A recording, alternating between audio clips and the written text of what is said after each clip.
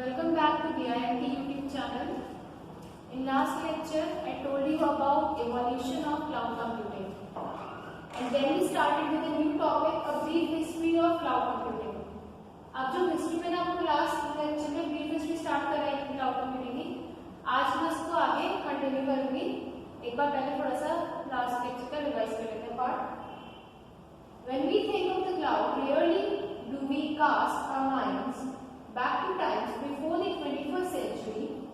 After all, it's really just been over the past decade or so that cloud computing really started to develop into the giant, omnipresent and all-powerful behemoth we know today. But the truth is that concepts of the cloud have existed for many years and in fact can be traced as far back as the 1950s with the mainframe computing. In those early days, mainframe computers were huge machines and were very expensive. Too expensive to buy and maintain one for every single employee. And of course, not every single employee needed access to one at all times like they do today. As such, most organizations would purchase just one or two machines and then implement time-sharing schedules which enabled multiple users to access the central mainframe computer from connected stations. These stations were known as dumb terminals and provided no processing power of their own. Even so, this type of shared computational power is the basic underlying premise of cloud computing and where it all began.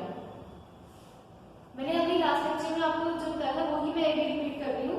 तो एक बार मैं आपको explain कर देती हूँ कि जो cloud computing हमें लगता होगा कि शायद हमने 21st सेंचुरी पे ही नाम सुना है, बट ऐसा नहीं है. जो इसका कॉन्सेप्ट था वो 1950 में इंट्रोड्यूस हो गया था मेनफ्रेम कंप्यूटर्स की इन्वेंशन के साथ में. जिस वक्त मेनफ्रेम कंप्यूटर्स क्या थे, बहुत बड़े कंप्यूटर्स थे जो डेटा स्टोरेज रखते थे. पर उस टाइम पर हमने, क्योंकि एक मेनफ्रेम कंप्यूटर एक पर्सन यूज कर सकता था, एक एम्प्लॉय, मल्टीपल एम्प्लॉयज से एक्सेस नहीं कर सकते, इट वाज नॉट पॉसिबल. तो हर ऑर्गेनाइजेशन ने टाइम शेयरिंग बेसिस पे एक शेड्यूल बना दिया था कि हर एम्प्लॉय अपना थोड़ा टाइम लेके उसे यूज कर सके. तो बिकॉज आजकल जो जैसे कंप्यूटर में हर एम्प्लॉय का एक्सेस होता है, ऐसा पॉसिबल नहीं था उस टाइम 1950s में. तो और जो मेनफ्रेम कंप्यूटर्स थे वो क्या थे, स्टेशन से कनेक्टेड थे. ठीक है, उन्हें एक्सेस करने के लिए एक सेंट्रल मेनफ्रेम कंप्यूटर को कनेक्टेड स्टेशन से कनेक्ट किया गया था. उन स्टेशंस को डंब टर्मिनल्स भी कहा जाता था.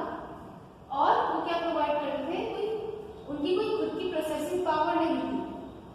तो ये जो इस टाइप की शेयर्ड कंप्यूटेशन पावर है वो बेसिक है जो क्लाउड कंप्यूटिंग का कॉन्सेप्ट इंट्रोड्यूस करने में बेनिफिशियल है या फिर एफिशिएंट है.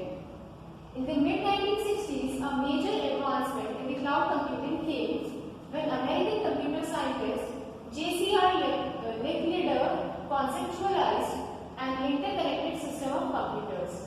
In 1969, Lick, as he is often known, helped develop a very primitive version of the internet known as the Advanced Research Projects Agency. जब 1960s का मिड पार्ट आया, मिड ईयर आया, तो एक बहुत एडवांसमेंट हुआ क्लाउड कंप्यूटिंग में जब अमेरिकन कंप्यूटर साइंटिस्ट J.C.R.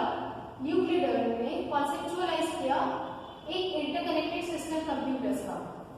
1969 में लिक ने क्या किया, एक primitive version of internet develop किया जिसे वो कहा गया advanced research projects agency.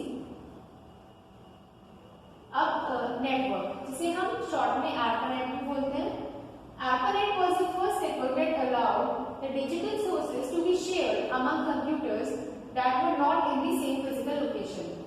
ARPANET का क्या काम था, इसका बेसिक जो मेन मोटिव था, ये उस तरह का नेटवर्क था जो अलग अलग कंप्यूटर्स को जो सेम फिजिकल लोकेशन पे प्रेजेंट नहीं है, सपोज एक कॉलेज में है, एक आपके घर पे है, तो उन्हें कनेक्ट करने के लिए एक नेटवर्क प्रोवाइड करता था, ठीक है, और डिजिटल सोर्सेज को शेयर करने में के लिए भी एक नेटवर्क प्रोवाइड करता था। Lick's vision was also for a world where everyone would be interconnected by the way of computers and able to access information from anywhere. लिक का एक विजन था कि एक ऐसा टाइम आए, आने वाले टाइम में जो सारे कंप्यूटर्स हैं वो इंटरकनेक्टेड हो जाए और एक दूसरे की इंफॉर्मेशन को एक्सेस कर सके किसी भी जगह पर बैठ के किसी भी टाइम पे। ऐसा हुआ भी, ठीक है, लेकिन ये बहुत पहले एक साइंटिस्ट ने ऐसा विजन देखा था कि आने वाले टाइम में ऐसा होना चाहिए और उसके लिए उन्होंने एफर्ट्स भी किए। Sound familiar? Of course it's the internet as we know it and a necessity for accessing all the benefits that the cloud realizes. Over the decades it followed, many further advancements in cloud technology came into being. अब जैसे जैसे time बीतता गया वैसे वैसे cloud की improvement advancement होती गई, ठीक है। 1970 for example IBM released an operating system called the virtual machine operating system. जब 1972 आया तो IBM एक जो कंपनी है उसने एक ऑपरेटिंग सिस्टम रिलीज किया जिसका नाम हुआ virtual machine operating system. Virtualization describes a virtual computer that acts just like a real one with a fully operational OS. Virtualization कैसे क्या डिस्क्राइब करता है कि एक वर्चुअल कंप्यूटर डिस्क्राइब करता है जो कि एक्ट करता है एक रियल कंप्यूटर की तरह जिसके अंदर फुली ऑपरेशनल ओएस होता है। वर्चुअल क्या होता है? सपोज अभी जैसे मैं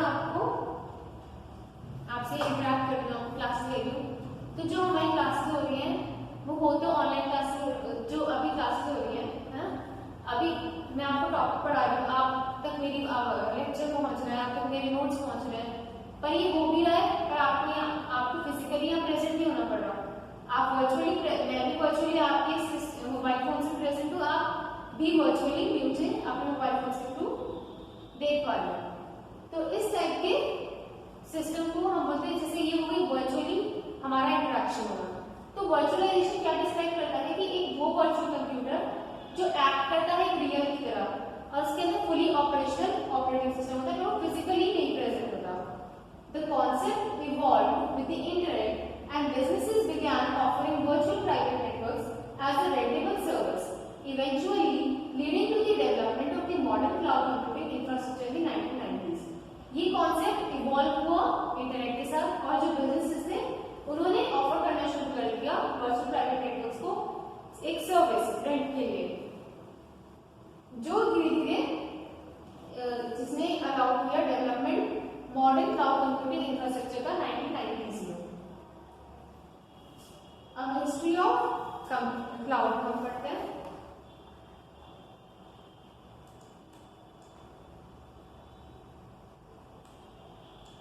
ये आपकी डायग्राम से ध्यान से देखना, जरा मैं आपकी विजिबिलिटी के लिए थोड़ा एडजस्ट कर देती हूँ इसको। सपोज अब आगे जॉन मैकार्थी ने इंट्रोड्यूस किया मेनफ्रेम टाइम शेयरिंग, ठीक है। क्या काम था उनका कि same mainframe computers different employees उनकी ऑर्गेनाइजेशन के यूज कर सके, टाइम शेयर कर डिफरेंट टाइम्स पे शेयर करके। फिर 1969 में ARPANET डिस्कवर किया JCR रिकलेडर ने। 1970 में वर्चुअलाइजेशन सॉफ्टवेयर लॉन्च हुआ IBM के थ्रू। 1997 में क्लाउड कंप्यूटिंग को डिफाइन किया गया प्रोफेसर रामनाथ चलका के द्वारा। 2006 में जब से 1999 में सेल्सफोर्स आई जिसका बेसिकली काम क्लाउड कंप्यूटिंग प्रोवाइड करना है। 2006 में Amazon ने लॉन्च किया इलास्टिक कंप्यूट क्लाउड 2, ठीक है, EC2 भी नाम दे सकते हैं उसका, या और दूसरी चीज जो उन्होंने लॉन्च की सिंपल स्टोरेज सर्विस S3 भी बोलते हैं हम शॉर्ट में। 2013 में 78 बिलियन यूरोस का world wide public cloud services market establish हो चुका था। 2013 में हुआ है। 2014 में 103.8 बिलियन यूरोस का estimated global cloud spending start हुई थी। तो 2014 में हमारा fully establish cloud computing market में था। Also in this decade telecommunications companies began offering virtualized private networks। इस टाइम में जो टेलीकॉम कंपनीज थी उन्होंने ऑफर करना स्टार्ट कर दिया क्या VPN या virtualized private network which had the same service quality as a dedicated point-to-point data connections at a reduced cost। जिनकी वही सेम सर्विस क्वालिटी थी जैसे जो कि एक point-to-point डेटा कनेक्शन की होती है रिड्यूस्ड कॉस्ट पे। Instead of building out physical infrastructure to allow for more users to have their own connections, बजाय इसके कि वो फिजिकल इंफ्रास्ट्रक्चर को अलाउ करें कि ज्यादा यूजर्स अपने कनेक्शंस एस्टैब्लिश करें, telecommunications companies were now able to provide users with shared access to the same physical infrastructure. Instead of building out physical infrastructure to allow for more users to have their own connections, telecom companies were now able to provide users with shared access to the same physical infrastructure। अब वो time आ गया जब एक telecom company के इसमें बजाय कि मैं हर सपोज मेरे पास 4 मोबाइल फोन है, वो टाइम था जब हर मोबाइल फोन के लिए डिफरेंट इंटरनेट सेटअप होता था हर सिस्टम के लिए। अब फिर टाइम क्या आ गया जब टेलीकॉम कंपनीज ने ऐसा इंटरनेट एस्टैब्लिश किया जो शेयर किया जा सका, ऐसी कनेक्टिविटी ऐसे नेटवर्क एस्टैब्लिश किए जो जैसे RGO चल रहा है ना, जो शेयर किया जा सकता है मल्टीपल सिस्टम्स में। In the early 2000, Amazon Web Services या AWS emerged and Amazon launched Elastic Compute Cloud 2 in 2006। जब 2000 का एरा 2000 ईयर स्टार्ट हुआ तो Amazon Web Services आई AWS और Amazon ने लॉन्च किया EC2 या Elastic Compute Cloud 2 किसमें 2006 में।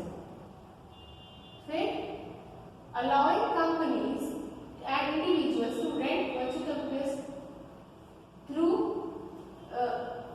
which they could use their own programs and applications, जिससे अलाउ किया कंपनीज को और इंडिविजुअल्स को कि वो रेंट कर सके अपने खुद के वर्चुअल कंप्यूटर्स जो अपना जिससे वो यूज कर सकते खुद के प्रोग्राम्स और applications. In the same year Google launched its Google doc services allowing users to save, edit and transfer documents in the cloud। उसी टाइम पे गूगल ने भी क्या गूगल डॉक सर्विसेज प्रोवाइड की जो अलाउ करवाता है यूजर को कि वो डॉक्यूमेंट्स को इंटरनेट पे ही नेट ऑनलाइन कोई सॉफ्टवेयर नहीं डाउनलोड करना, सब उन्होंने वर्ड में डॉक्यूमेंट एडिट करना है तो मैं ऑनलाइन ही इसे एडिट कर पाऊंगी या सेव कर पाऊंगी, ट्रांसफर कर पाऊंगी। इसे क्या कहते हैं, यही तो कहलाता है क्लाउड। ठीक है। फिर in 2007 IBM, Google and several universities joined forces to develop a server farm for research projects। 2007 जब आया तो गूगल और दूसरी यूनिवर्सिटीज ने एक कोलैबोरेशन किया जिससे एक सर्वर बनाया गया, सर्वर फॉर्म रिसर्च प्रोजेक्ट्स के लिए। It was also the year that Netflix launched its video streaming service using the cloud to stream movies and other video content into the homes and onto the computers of thousands and eventually millions of subscribers worldwide। वही 2007 की year है जब Netflix launch हुआ। Netflix पता है आपको क्या करते हैं, आप इसमें ऑनलाइन स्ट्रीमिंग करते हैं मूवीज की या वीडियोस की। अब Netflix का देख दो, अगर आपने कोई कभी Netflix यूज किया होगा तो उसमें जाते हैं बहुत सारी मूवीज है, millions of movies, billions of movies, billions of TV series. वो कहाँ पर है तो वहां पर डेटा क्यों नहीं भरता अगर आप ऑनलाइन देखते हो? इट्स बिकॉज क्योंकि वो क्लाउड पे है, वो ऑनलाइन अवेलेबल है, वो क्लाउड में ही स्टोरेज हो रही है। ठीक है, दैट एक्सप्लेन्स की व्हाट क्लाउड इज और क्लाउड कितना यूज हो रहा है आज के टाइम पे। ठीक है, तो नेटफ्लिक्स स्ट्रीमिंग सर्विसेज 2007 में स्टार्ट की जिससे उसके मिलियंस और बिलियंस ऑफ सब्सक्राइबर्स बन गए। अब क्लाउड कंप्यूटिंग टुडे, आज क्लाउड कंप्यूटिंग के क्या यूजेस हैं? Over the past decade, cloud computing adoption has seen explosive growth at both consumer and enterprise levels. Legacy software providers such as Microsoft, Oracle, and Adobe have all made huge concerted efforts to encourage users of their own premises software offerings to upgrade their cloud equivalents, which are usually offered on a subscription pay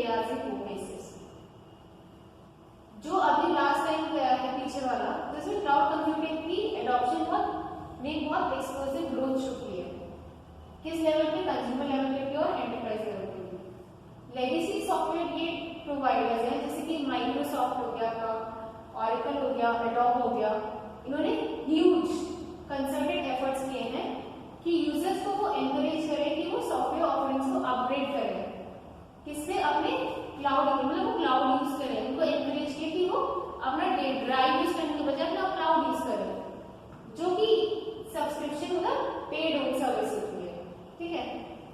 eight the same time we have seen cornucopia of cloud natives providers such as Zendesk, Workday and ServiceNow emerge with software as service।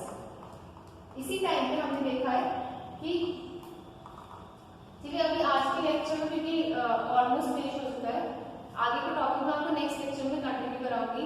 तब तक अभी आपको जितना समझ में आया so please video को and तक देख के रिवाइज करके, ठीक है, ईयरफोन्स यूज करके आप वीडियो अपना देखिएगा। Till then thank you so much students, take care.